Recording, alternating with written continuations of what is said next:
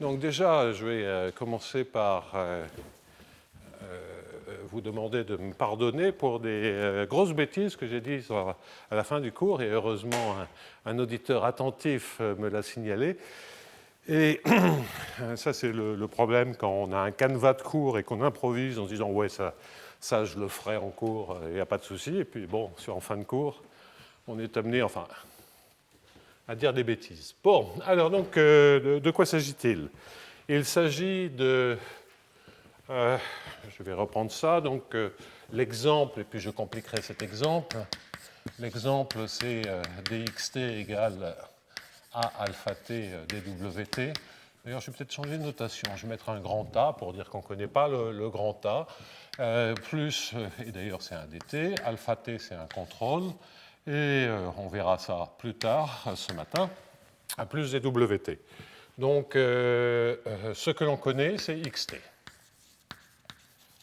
Alpha t est un contrôle qui, entre guillemets, dépend de la trajectoire x, puisque c'est ce que l'on observe.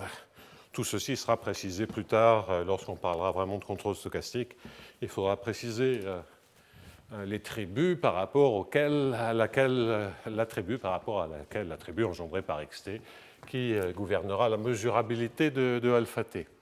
Wt étant un brownien. Donc, ce qu'on avait vu, c'est qu'il y avait une probabilité que, ouais, je l'avais appelée nut, je ne vais pas changer, non normalisée, enfin c'est une densité non normalisée, qui est simplement donnée par exponentielle a fois l'intégrale de 0 à t de alpha s dws moins a2 sur 2, intégrale de 0 à t de alpha s carré ds, fois une probabilité initiale.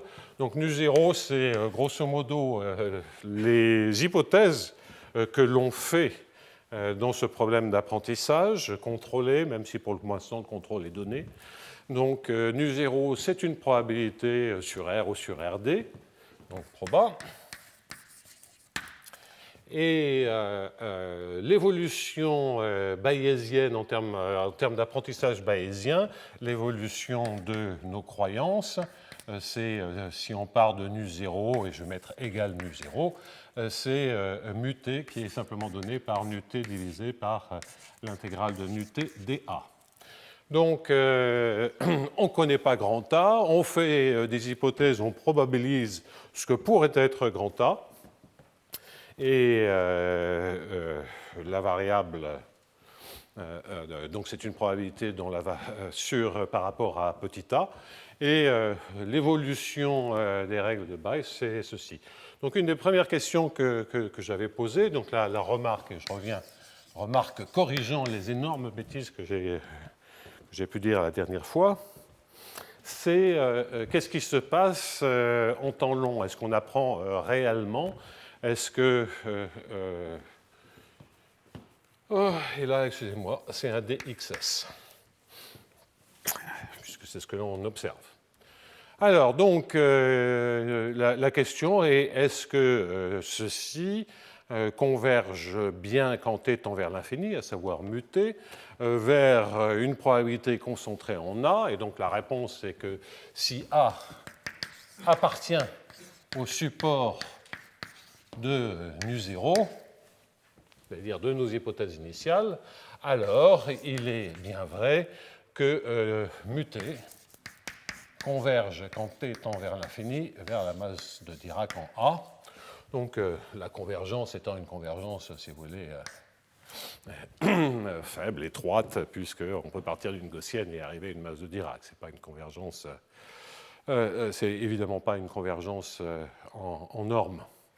Bon, alors, ce point est assez facile à comprendre. Hein. Et là, je prends alpha t égale constante. Allez, on va mettre différents zéros.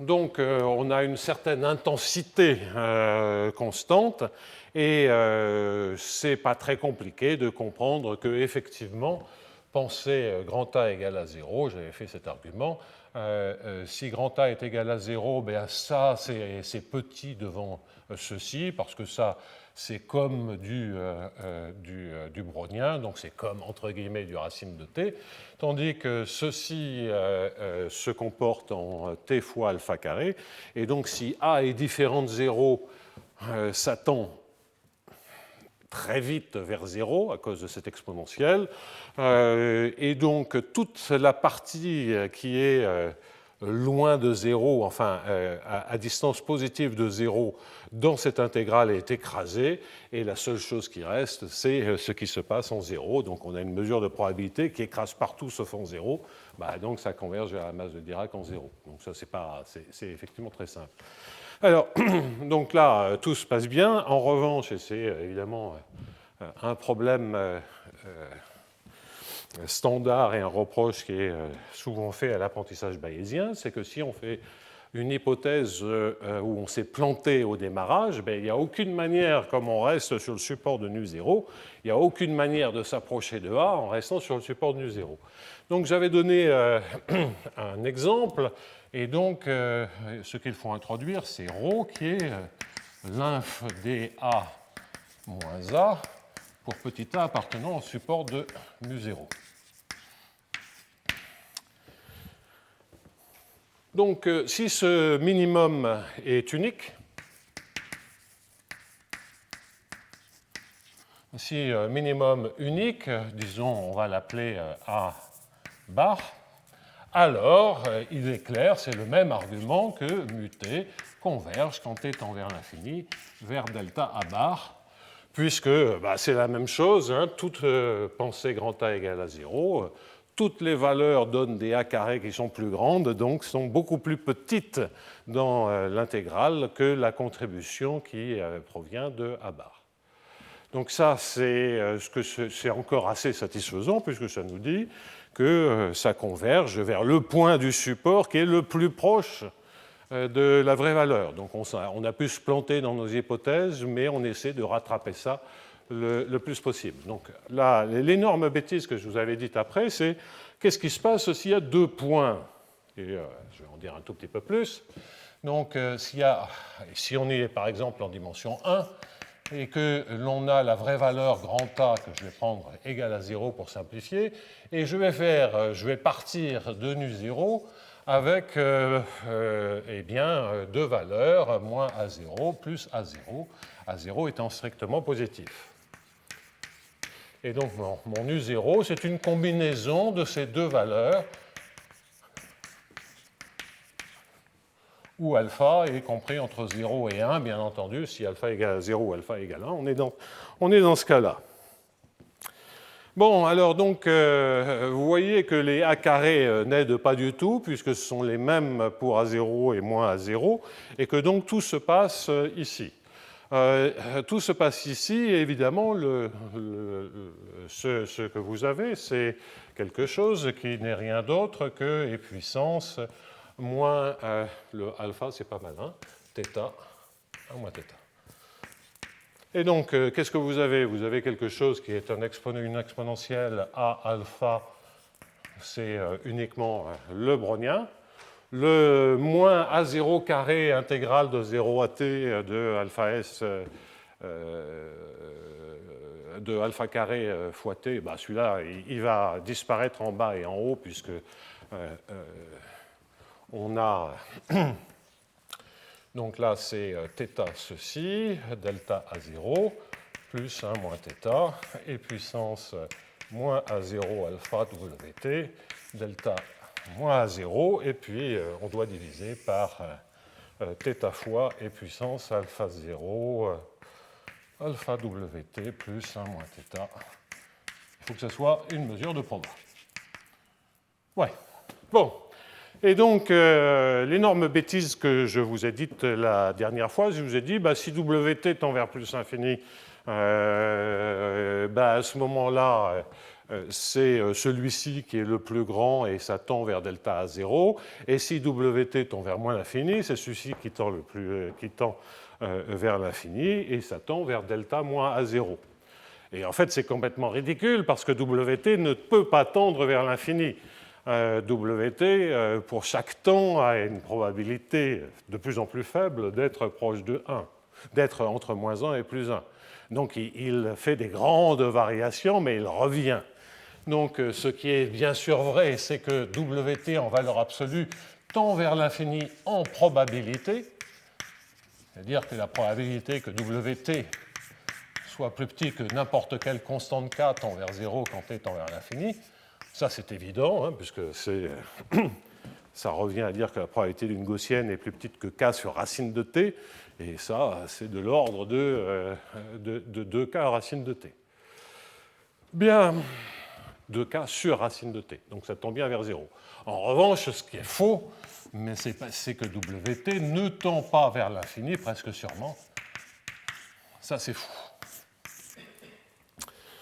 Ok, donc effectivement, ça repasse par 0, mais la probabilité d'être borné est très faible.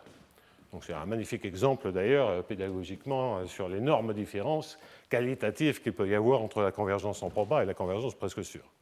Au passage, je trouve cet exemple très révélateur.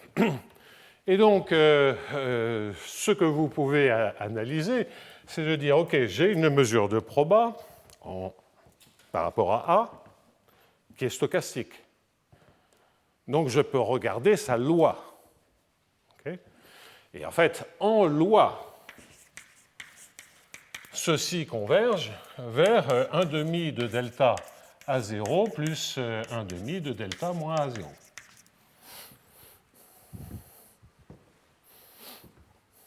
C'est pas, une fois qu'on sent bien ce que cela veut dire, ce n'est pas très compliqué à démontrer.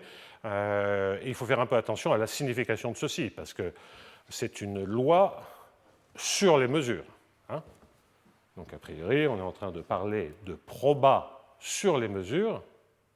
Et quand je dis que ça converge, c'est-à-dire que cette proba sur les mesures se concentre en une masse de Dirac vue comme probabilité sur les mesures, en le point qui est cette mesure-là. C'est des mesures sur les mesures, donc il faut faire un tout petit peu attention, mais et une fois qu'on a réalisé que ce que je disais était grotesque, effectivement la bonne réponse est claire. En dimension plus grande, ce genre de phénomène, vous voyez que, quelle que soit la dimension, ce qui est assez facile de démontrer, c'est que l'intégrale sur les A supérieures à ρ plus delta, quel que soit delta positif, de l'intégrale de mu t tend vers 0 et même exponentiellement vite. Pourquoi ? C'est parce que, à nouveau, on a dans la contribution dans l'intégrale, on a des exponentielles, et là j'ai pris à nouveau c'est grand A. C'est toujours ce théorème de la phase stationnaire, entre guillemets. En l'occurrence, c'est la phase minimale ou maximale, suivant les signes que l'on met. C'est la phase stationnaire réelle, donc c'est simplement la phase minimale ou maximale. Et en l'occurrence, c'est ici de maximiser ceci, ce qui est à l'intérieur de l'exponentielle. Bon, donc ça sont des exercices d'analyse réelle totalement élémentaires. Donc on voit bien que tout se concentre sur la sphère qui est à distance ρ de la bonne valeur. Et à nouveau, si on veut regarder quelques exemples, donc je vais faire en dimension 2. Donc là, ça c'est ma sphère de rayon ρ, ça c'est mon point A, et ça c'est ma sphère de rayon ρ. Donc je vais prendre deux exemples complètement différents. Un exemple, ce sera un exemple où ma condition initiale sera supportée à un nombre fini de points. Et donc mu0 égale une somme de θi delta ai i égale 1 à k, les θi compris entre 0 et 1, et ai moins a égale ρ. Et puis un autre exemple, c'est la masse de Dirac sur la sphère de rayon ρ, donc sur le bord de la boule centrée en A et de rayon ρ. Donc la mesure supportée par la sphère est uniforme. Bon. Donc, dans ces deux cas-là, à nouveau, pas de convergence presque sûre. Vous voyez que ce qui va jouer, c'est le produit scalaire, si vous pensez à alpha réel. Donc, alpha réel. Ce qui va jouer, c'est le produit scalaire de AWT. Et donc, la question est de savoir, étant entendu qu'on est toujours pour A qui vaut l'un des AI. Et donc, on voit que cela va dépendre de l'angle que fait WT et que, grosso modo, donc il faut prendre les points médians ici, bien dans toute cette zone, c'est effectivement zone, ça c'est la direction de WT. Dans toute cette zone, on favorise ce point-là.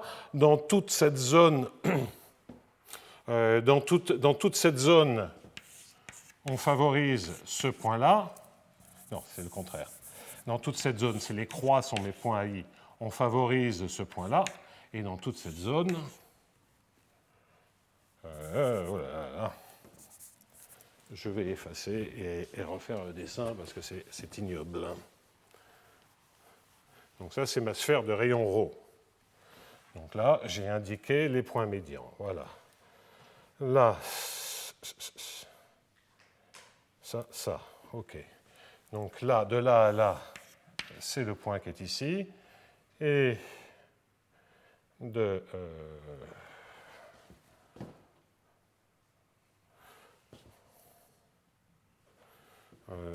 j'ai un trouble sur mon dessin.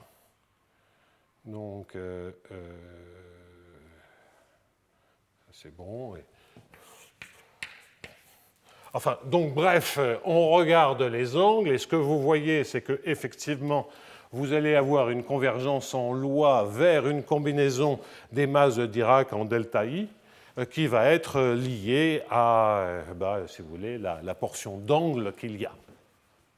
Donc, vous allez avoir une convergence en loi vers une somme de I égale 1 à K d'un certain θi infini delta AI, le θi infini étant défini purement géométriquement par les angles. Dans le cas de la sphère, vous voyez l'invariance par rotation, c'est que la loi converge vers la même chose. On n'apprend rien du tout, il n'y a rien à apprendre. Donc voilà quelques exemples, peu importe, mais ce qui est amusant là-dedans, enfin amusant, c'est quand même l'extraordinaire instabilité en temps long de cet apprentissage. Je reviens à l'exemple qui est là. Ici, si les deux points sont pile symétriques, vous voyez, ça, d'une certaine manière, ça oscille. En revanche, si je bouge un tout petit peu ce point-là, il y en a clairement un des deux qui devient unique point, et là, on converge, presque sûrement, vers une masse de Dirac en ce point. Donc, en bougeant un tout petit peu le point, le comportement en temps long des mesures d'apprentissage est complètement différent. Convergence ponctuelle, et bien on le bouge un tout petit peu, convergence ponctuelle. Donc, on part là, convergence ponctuelle vers ce point. On part là, convergence ponctuelle vers ce point, et lorsqu'on est pile à égalité, on oscille entre les deux. Okay, donc des petits changements en termes de limites donnent des grosses différences. Bon, ce n'est pas très surprenant à partir du moment où on s'est trompé initialement. Voilà, je ne vais pas en dire plus, si ce n'est faire une deuxième remarque sur l'intensité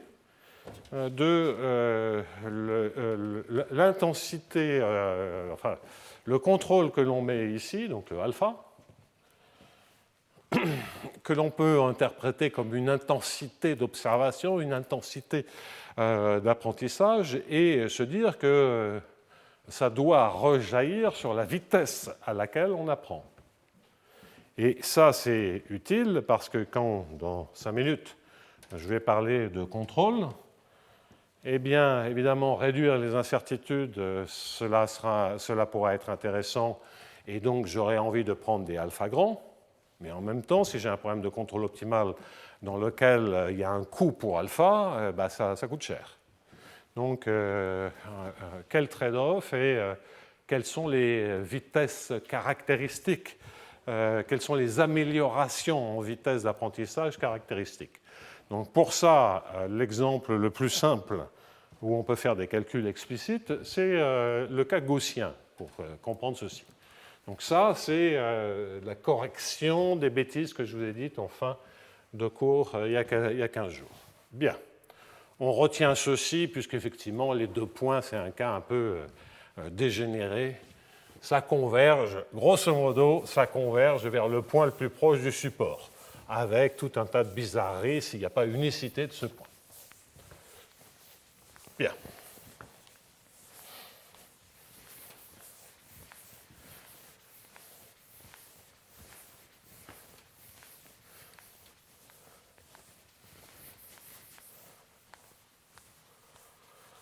Alors.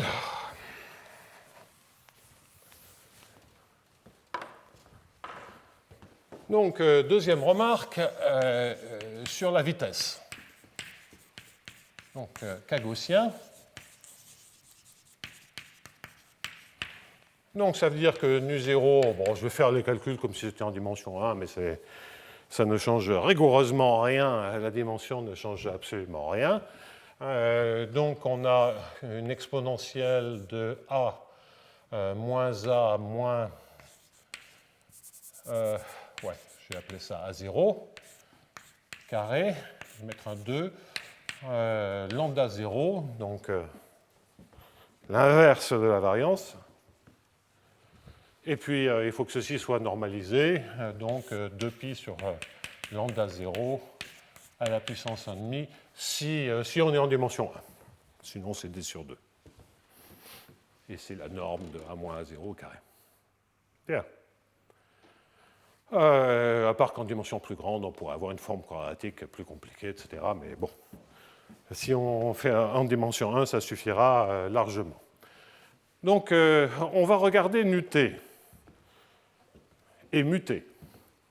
NuT, vous voyez, il y a une exponentielle a moins a carré.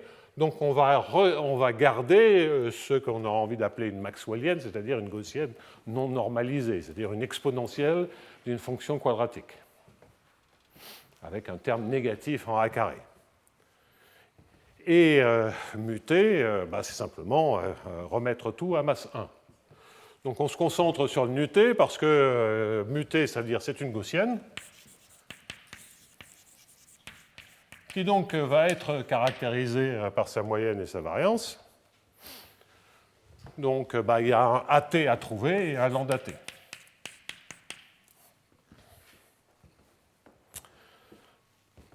Bien. Alors, on regarde ce que ça fait et on voit que NuT, puisque la normalisation, on s'en moque, pour trouver la variance, c'est exponentielle de A. Maintenant, je prends alpha T constant, différent de 0, sinon, évidemment, on n'apprend rien. Si alpha égale à 0, il se passe rien. Alors, donc, exponentielle A alpha xt, moins A alpha 2 sur 2 fois T, fois nu0. C'est-à-dire, je l'écris, exponentielle moins A0 carré sur 2 fois lambda. Bon, donc le lambda T, c'est-à-dire muté égale exponentielle moins A moins AT au carré sur 2 lambda T divisé par la normalisation de pi sur lambda T 1,5. Eh bien, on regarde les termes en a carré dans les exponentielles et ça nous donne le lambda T. Et donc, on voit tout de suite que lambda T est égal à lambda 0 plus alpha carré T. Or, qu'est-ce que l'on veut faire? On veut que cette gaussienne se concentre, quand t tend vers l'infini, vers la bonne valeur. Donc, en particulier, l'inverse de la variance doit tendre vers l'infini. Et donc, lambda doit tendre vers l'infini. C'est ce qu'il fait. Et il fait d'autant plus vite qu'il y a du alpha. C'est du alpha carré t. Donc là, on voit bien que la concentration de la mesure croît linéairement en temps et que le coefficient est proportionnel à alpha carré. Donc, ce qui est conforme à l'intuition, c'est que alpha, d'une certaine manière, on accélère le temps quand on fait ça. Bien, donc ça, c'est positif.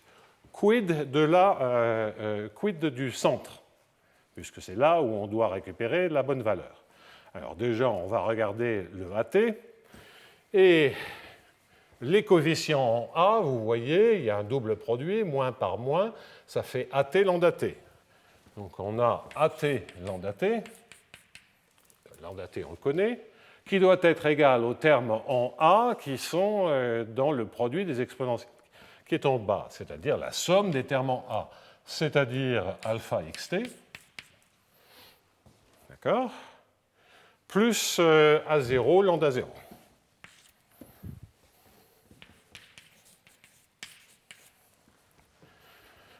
Bien, de sorte que AT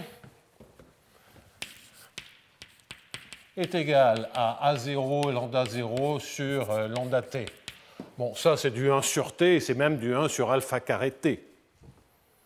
Donc A0 c'était mon centre initial, il n'y a pas de raison que ce soit le bon, on doit l'oublier, donc cette contribution doit tendre vers 0, et elle tend d'autant plus vite vers 0 que alpha est grand, et il y a du 1 sur alpha carré. Clair. Alpha xt. Donc alpha xt, je vais avoir un alpha xt. Alors qu'est-ce que c'est? C'est alpha carré fois le vrai A que je veux trouver fois t divisé par lambda carré, par lambda t. Là encore, on voit que les choses sont plutôt bonnes parce que lambda t c'est comme du alpha carré t et donc ça ressemble beaucoup à A. C'est bon. Et enfin, le terme, entre guillemets, le plus intéressant, qui est Wt, donc plus alpha Wt divisé par lambda t. Bon, alors donc, vous voyez que ceci, c'est lambda 0 plus alpha, donc ça je le réécris, c'est plus alpha carré t. Et donc, ceci, on peut écrire ça à lambda 0 plus alpha carré t. Je regroupe tout. Qu'est-ce que je vais avoir? Je vais mettre, pardonnez-moi, A.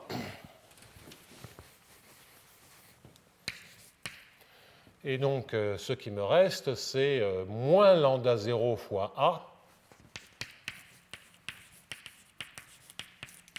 divisé par lambda 0 plus alpha carré t. Donc là, on voit bien, évidemment, si on était parti pile de A0, on n'aurait pas de grand A, ça serait bon. Mais là, on voit bien le phénomène qu'on trouve la bonne valeur, et puis ça, on a quelque chose qui tend vers 0, d'autant plus vite que alpha est grand, et on le mesure comme ceci. Clair. Reste le alpha Wt, donc alpha Wt divisé par lambda 0 sans importance, alpha carré t. Et donc, vous voyez que en fait, c'est ce terme-là qui nous dit, qui est le plus important.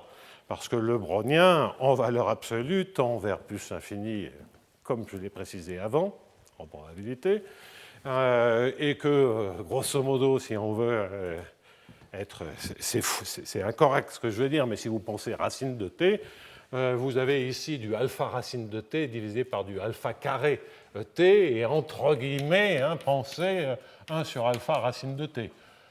C'est pas ça. C'est vraiment Wt sur t.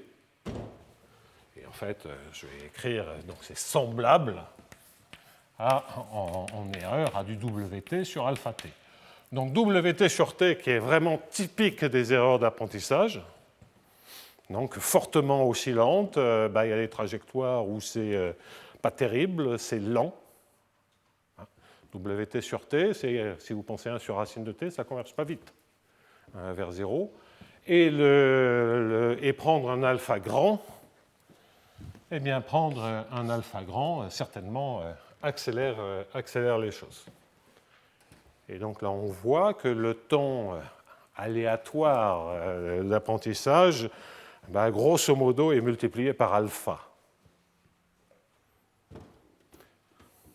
Même si en termes de concentration, de variance, le temps caractéristique de concentration est multiplié par alpha carré.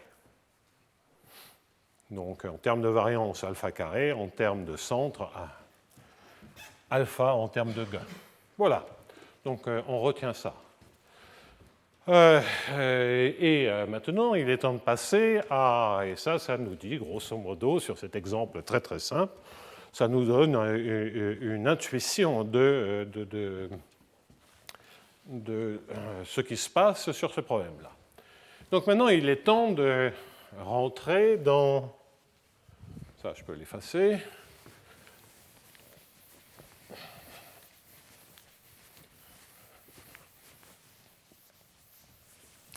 Donc, mettre du contrôle stochastique là-dedans.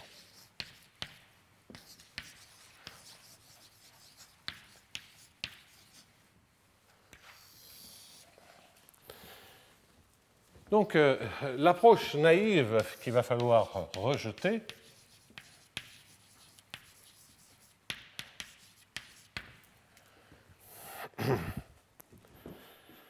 ça va être de dire, bon, moi, le grand A, je ne le connais pas.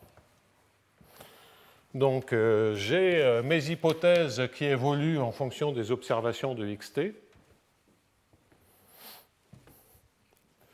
Et j'ai dxt qui devrait se comporter comme ceci.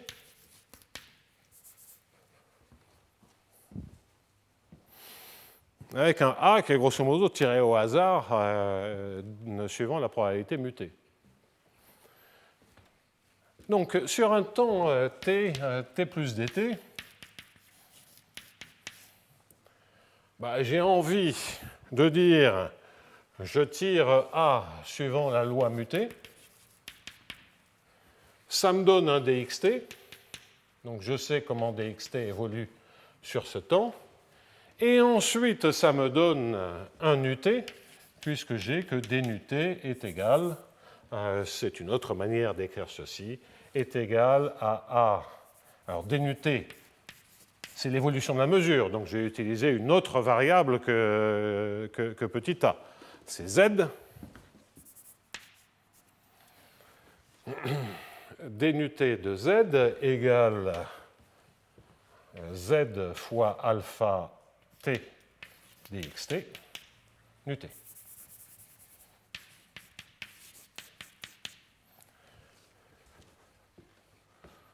Bon, donc là j'ai une évolution. Je pose un problème de contrôle en horizon infini, donc dans lequel j'ai un taux d'actualisation à puissance moins ρt. C'est juste un exemple. Le type de problème de contrôle que je voudrais mettre, c'est un xt alpha t. Donc ça, c'est le coût pour être en xt et m'être servi du contrôle alpha t. Maintenant, le xt, il dépend de petit a, que j'ai tiré suivant la loi mutée. Donc, la logique du contrôle stochastique, ce serait de dire, je rajoute le petit a ici et je moyenne par rapport à muté. OK ?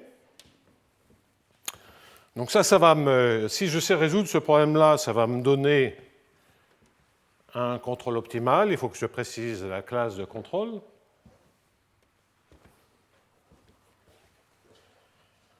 Et ça va me donner un contrôle optimal. Et puis après, dans la réalité, il y a un grand A qui sort que je ne connais pas. Je vais observer les xt et je brancherai mon contrôle optimal, qui est le meilleur que je puisse trouver au vu de mes hypothèses, sur ce qui se passe sur la trajectoire réelle qui se produit. Donc encore faut-il préciser ce que c'est un contrôle. Donc le alpha t, qu'est-ce que l'on veut? On veut que alpha t, ça soit, si vous pensez en termes de feedback, ça sera le plus simple, on n'aura pas à trop préciser les notions de mesurabilité, ben on veut que ça soit une certaine fonction fixe de xt. Donc après, on a choisi un A, il y a un x à t, et j'ai cette fonction fixe. C'est ma politique de choix de contrôle. Donc attention, ce n'est pas un problème de contrôle standard, dans le sens où alpha ne dépend pas du petit a. C'est le même alpha, et puis après, il y a des a différents qui peuvent sortir. Bon, mais si on écrit ça, on n'est pas dans un cadre naturel de la programmation dynamique. Ça ne marche pas. Ça ne marche pas parce que xt dépend de petit a, donc c'est un état du système qui dépend d'un paramètre que l'on moyenne par rapport à une mesure qui elle-même évolue suivant le xt. Ce n'est pas un problème que l'on peut aisément formuler en termes de contrôle stochastique. En particulier, le alpha ne peut pas dépendre de a, donc il y a des choses qui manquent. Donc ça, c'est assez embêtant. Et quand bien même on aurait des gaussiennes, de sorte que tout serait déterminé par le lambda t et le at. C'est-à-dire qu'on part d'une hypothèse gaussienne au démarrage, on a pour nuter une maxwellienne ou pour muter une gaussienne. Donc on a des choses explicites, tout va dépendre de lambda t, at, xt, mais j'ai toujours le problème, et lambda t il évolue en fonction de xt, j'ai toujours le problème et le petit a là-dedans, qu'est-ce que je prends? Alors c'est un petit a qui est tiré suivant la gaussienne. Mais bon, c'est très très couplé et on est un peu coincé. Alors, si on veut vraiment écrire un problème de contrôle stochastique là-dessus, il faut passer par Gersanov. De façon à virer la dépendance en A qui est ici. Mais quand on commence à faire ceci, on fait des calculs et tout, on se dit, mais ce que je suis en train de faire, c'est une version sale, plus compliquée, de quelque chose qui existe déjà et qui s'appelle le contrôle stochastique avec information partielle. Donc ce que je vais faire, c'est ne pas aller plus loin comme ceci, cette approche naïve, démarrer sur cet exemple ultra particulier de faire à la main du contrôle stochastique avec information partielle, et puis de dérouler cette machine dans ce cas très particulier. Ensuite, je compliquerai ce cas très particulier et je vous indiquerai, on verra que le contrôle stochastique avec information partielle est la bonne manière d'aborder ces questions-là, entre guillemets, d'apprentissage, que la règle de Bayes sur l'apprentissage va être cachée dans des espérances conditionnelles et que donc on aura une voie beaucoup plus simple. Et en fait, je ferai probablement la prochaine fois des extensions de la théorie classique de l'information partielle parce que, pour ne rien vous cacher, j'avais commis, il y a une éternité, 30 ans je crois à peu près, un peu moins de 30 ans, un article sur le contrôle stochastique avec information partielle, parce que les problèmes avaient été posés, mais comment les résoudre, quelles équations de Bellman et tout, donc... je vous raconterai un peu ça. Et puis, depuis, je me suis rendu compte qu'on pouvait faire ça dans des cadres beaucoup plus généraux, avec de l'intensité dans l'observation, de l'intensité contrôlée, des corrélations entre les différents bruits. Donc, c'est ce que je vous raconterai. Et quel est le style d'équation de Bellman que l'on récupère. Quand est-ce que c'est en dimension finie, en dimension infinie, etc., etc. Bon, alors donc on va y aller progressivement. Je reste sur cet exemple et pour l'instant, donc, ouais, Bon, la gaussienne, on voit qu'on sait faire les calculs.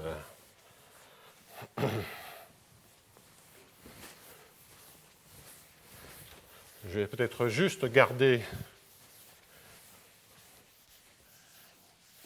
pour mémoire dans le cas gaussien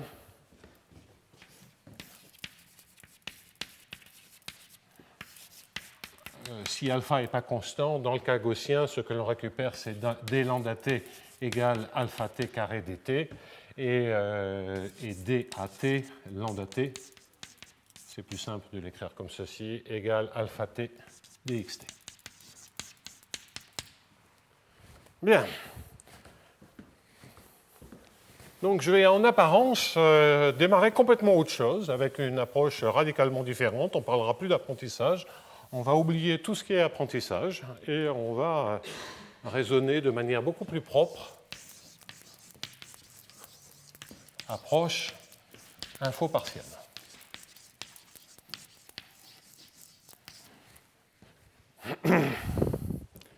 Et grosso modo, ce qu'on va dire, c'est que, OK, j'ai bien cette...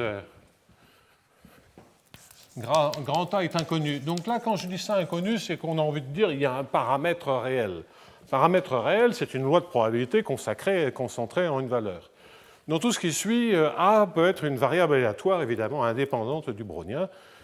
Une variable déterministe, c'est un cas particulier d'une variable aléatoire, et déterministe, c'est indépendant de tout ce que vous voulez. Donc A inconnu, déterministe ou aléatoire, mais indépendant de WT. Donc ça fait partie de l'état du système. Et l'observation, c'est xt, qui est l'équation qui est ici. Donc maintenant, on va dire que alpha t est adapté à quel tribu? Bien à l'attribut engendré par les xs.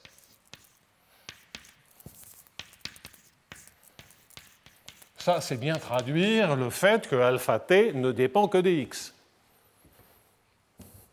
Et puis là, je n'ai pas à me dire quel A, etc. J'ai un xt que j'observe et dont je sais, que je modélise comme évoluant comme ceci avec un brownien et un A que je ne connais pas. Et j'observe xt.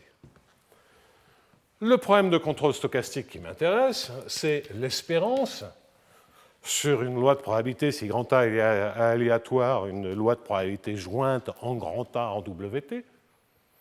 De l'intégrale de 0 à l'infini, on pourrait prendre un problème d'horizon fini, et puissance moins ρ t, dans L de xt et de alpha t. Et donc, je veux minimiser par rapport à ces alpha t, qui sont adaptés, qui sont x mesurables. X mesurable.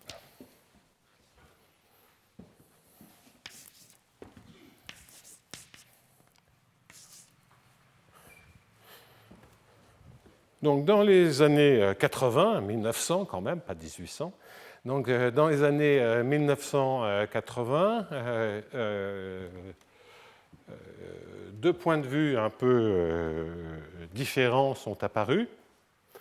Un point de vue développé, ils sont apparus plus d'ailleurs en termes de filtrage qu'en termes de contrôle, et ça c'est le point de vue de Sakai, et puis le point de vue, là c'était plus du contrôle, c'était Kouchner. J'expliquerai les différences dans un instant, j'écrirai les noms au tableau.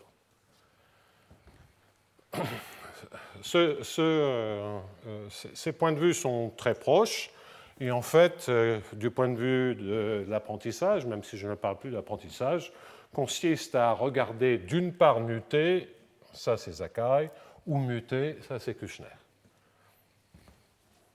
Bon.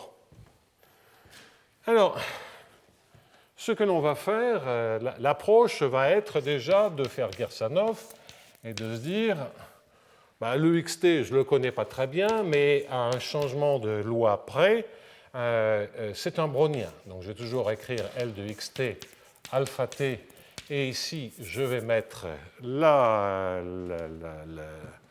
le jacobien qui convient dans ce changement de variable sur les chemins, qui est un changement triangulaire supérieur, et donc c'est pour ça qu'on peut calculer facilement le jacobien.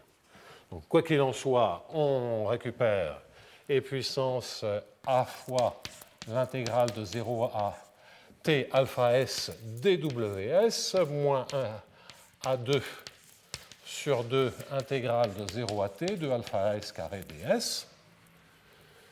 Voilà, donc tout ça, on ferme l'espérance. Ça, c'est ma fonction coût. Mais sous cette nouvelle probabilité, dxt, c'est simplement dwt. Et c'est pour ça que...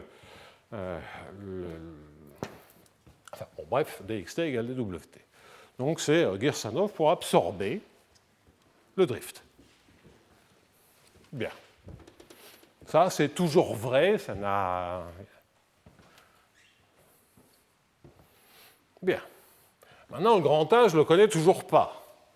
Et donc, j'observe que ceci, c'est aussi l'espérance de l'intégrale de 0 à l'infini de e puissance moins rho t, L de xt alpha t. Et ici, je vais mettre l'espérance conditionnelle de e puissance a fois l'intégrale de 0 à t alpha s dws moins a2 intégrale de 0 à t alpha s carré ds, conditionné par l'attribut ft, qui est l'attribut engendré par les xs jusqu'au temps t. Donc celle-là, je lui donne un nom, c'est ça. Donc je conditionne par rapport à xt. Ça sort de l'espérance, c'est l'espérance de l'espérance conditionnelle. Donc je peux mettre l'espérance conditionnelle sur tout. Ça, c'est mesurable par rapport à xt, alpha t. Le L de xt alpha t, par définition, est mesurable. Et donc, il sort de l'espérance conditionnelle. Voilà. La règle de Bayes, elle est là. C'est l'espérance conditionnelle. Bien. Je ne connais toujours pas plus ceci. Et donc, l'idée de Sakai, en termes de filtrage, dans ce cas très particulier, hein, ici c'est un exemple, c'est vraiment un exemple extrêmement élémentaire. Je montrerai, j'indiquerai la génération de Sakai et j'indiquerai des généralisations de la théorie générale de Sakai. C'est de dire, je vais introduire une probabilité non normalisée qui va être donc ft, qui va être une mesure positive, ft de a, où f0, c'est la loi initiale de A0, c'est la loi initiale de A0. OK, donc f0 donné. Donc typiquement f0 est une proba. Vous pouvez penser que c'est mes hypothèses a priori. Vous pouvez penser que c'est mon mu0. Hein.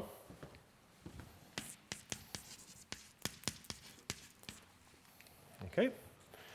Et la manière dont on va définir cette mesure positive aléatoire, cela va être de dire que pour définir une mesure, il suffit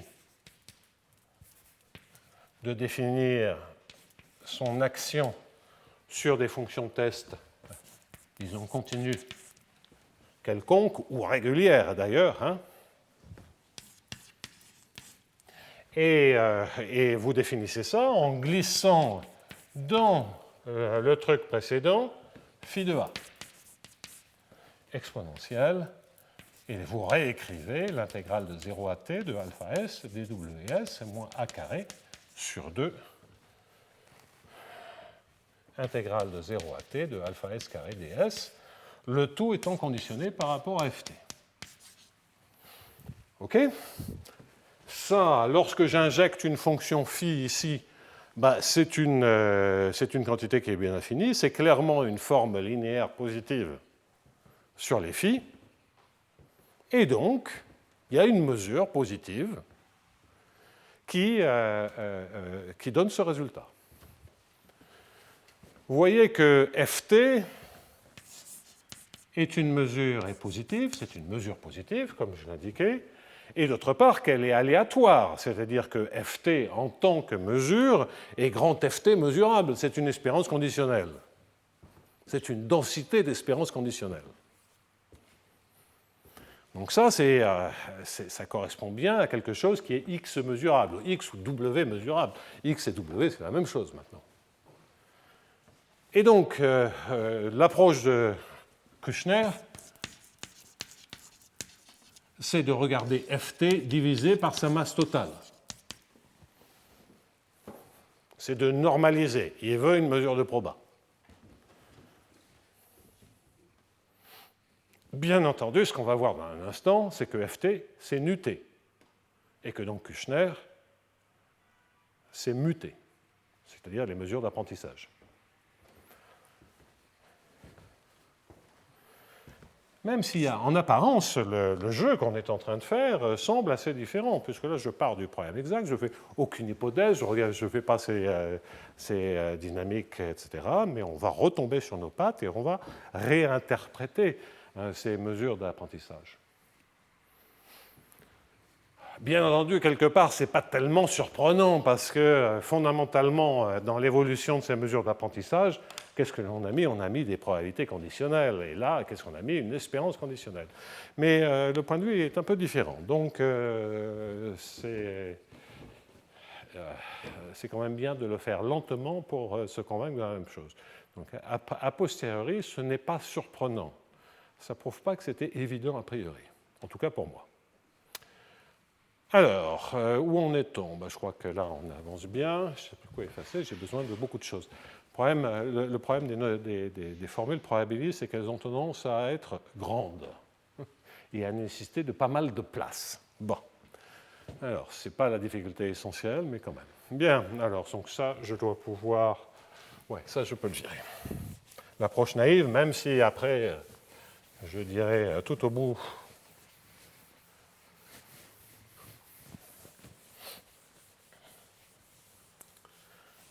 Alors,